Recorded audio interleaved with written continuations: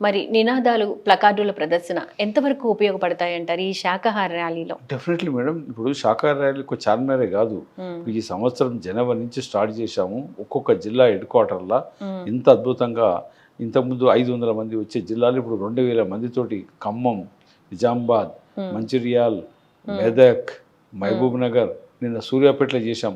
సూర్యాపేటలో 100 మంది ఉండేవాళ్ళు గారు ఇంతకుముందు ప్రోగ్రామ్ చేస్తే. నిన్న పరిపత్రికలు వచ్చి మేమంతా వెళ్ళాము. మినిస్టర్ వచ్చాడు, మినిస్టర్ గంట, జగదీష్ రెడ్డి గారు మినిస్టర్ గారు వచ్చారు, గంట సేపు వెయిట్ చేసి వచ్చి 1500 నుంచి 2000 మందితోటి శాకాహార ర్యాలీ జరిగింది.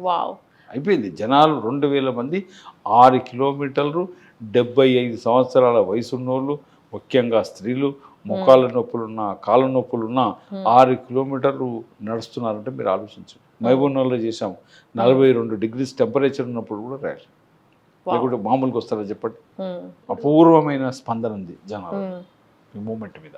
ఓకే, ఇప్పుడు ఆగస్టు 15కి మీరు కండక్ట్ చేయబోయే చలో శాకాహార ర్యాలీ, చలో చార్మినార్ ఏదన్నా కానివ్వండి, ఎంతమంది పాల్గొనే అవకాశం ఉందంట? మేడం ఈసారి నిన్ననే మన దీనికి మెయిన్ ఆర్గనైజర్స్ ధ్యాన భాగ్యనగరం, ఓవరాల్గా అన్నిటికీ ధ్యాన భాగ్యనగరం అనే టీం ఈ ప్రాజెక్ట్ సార్ వారికి ఇచ్చారు.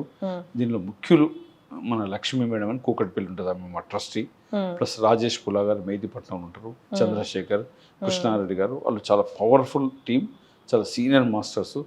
ఈ ఈ హైదరాబాద్ సిటీ చుట్టుముట్టు హైదరాబాద్లో ప్రతి ఒక్కరు ధ్యాని చేయాలని, శాకాహారాలు చేయాలని పాపం వాళ్ళు 24 గంటలు కష్టపడతారు. వాళ్ళ ఆధ్వర్యంలో ఇది జరుగుతుంటుంది. అలా అంటే సుమారు ఎంతమంది పాల్గొనే అవకాశం ఉంది? అయితే లాస్ట్ ఇయర్ 7000 మంది వచ్చారు, ఈసారి కనీసం 15,000 మంది అంచనా ఇస్తున్నాం. ఓకే,